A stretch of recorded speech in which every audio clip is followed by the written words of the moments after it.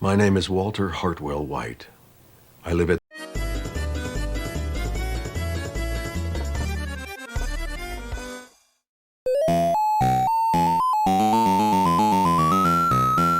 Recently, Pac-Man has been doing pretty well for itself. We've gotten Pac-Man Museum Plus and Pac-Man World Repack. However, certain characters from Pac-Man's past haven't been brought back for this collection. Namely, Miss Pac-Man, Pac Jr., and Baby Pac-Man. But for the main topic of this video, we'll primarily be discussing about Miss Pac-Man, because where in the world is Miss Pac-Man? You see, I said the video title. General Computer Corporation, or GCC, made a hack of Pac-Man called Crazy Otto and pitched it to Bally Midway. Midway is the American distributors of Pac-Man, and Midway was getting really upset at Namco for not making a Pac-Man sequel. Now, Pac-Man was a huge hit in North America, and Midway really needed a Pac-Man sequel to ride the Pac-Man hype. So Midway made Crazy Otto official, but they changed it to Miss Pac-Man.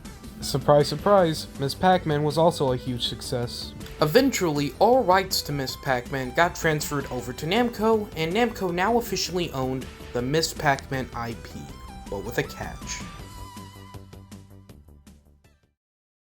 GCC wanted royalties for every coin-operated Miss Pac-Man arcade machine, and all three parties agreed to this. I mean, there was a lawsuit, but no one cares about that, do they? Now, the rules go, for every coin-operated arcade machine there was, Namco had to pay GCC royalty fees. And after that, Namco started to include Miss Pac-Man as a staple of the Pac-Man series, up until the early 2000s. In the 2000s, to celebrate the birthday of Miss Pac-Man, Namco created special arcade machines featuring Miss Pac-Man and Galaga. Kevin Curran, who was a part of GCC, saw one of these machines and wondered, where is my royalties check? So a lawsuit happened. Big whoop, who cares? But then, something bad happened. It turns out, cell phones with internet connections, computers, and consoles counted as ways to pay for Miss Pac-Man, and thus, Namco would also have to pay royalties for those releases as well. Save for home arcade use, since those don't require coins.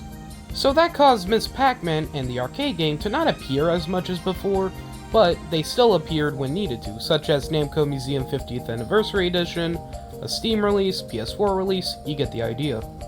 An interesting fact to know is that there was a loophole with the NES version of Miss Pac-Man, so Namco could still release that as much as they wanted without having to pay the royalties. That's why you see Miss Pac-Man appear on one of those stupid little retro handhelds they sell at Walmart. But Namco didn't really want to pay royalties too much, so they renegotiated with GCC. However, a weird third party was soon to enter the mix. If you're curious to know what happened to Midway, they got bought out by Warner Brothers, turned into Warner Brothers Games, then Warner Brothers got merged with AT&T, and then AT&T broke up Warner Brothers Games, so yeah. AtGames and Namco at the time didn't really have a good relationship. AtGames released the Bandai Namco Flashback Blast, which was under a lot of controversy at the time. Apparently, they released two versions, one with arcade games and one with NES ROMs, but on the packaging it never told people which was which, so it never told people which one was the arcade one or the NES one, i.e. false advertising. Unfortunately, AtGames went to GCC and offered a much bigger deal to see if they could get the royalties for Miss Pac-Man, and they succeeded. So now, all royalties to Miss Pac-Man would have to go to AtGames instead of GCC. And Namco was furious. Namco then told AtGames that it would drop them as a business partner and ensure them that they will make no money from the Miss Pac-Man royalties. Miss Pac-Man continued to be sold through the loopholes, thus not giving AtGames any bit of money from the royalties. And eventually, when Pac-Man Museum Plus released, Miss Pac-Man was officially gone.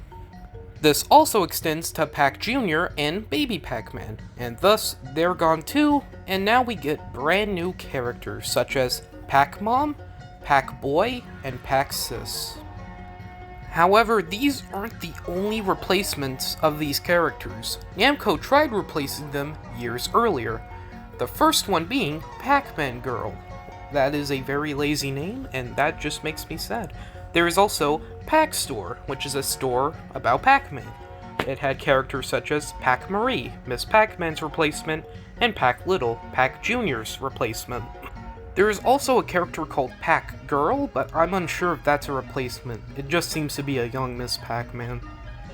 And that's basically the end of the story. Miss Pac-Man will probably never be seen again, unless it's an arcade released by Arcade 1-Up, or on one of those weird NES handhelds, or whatever they're called.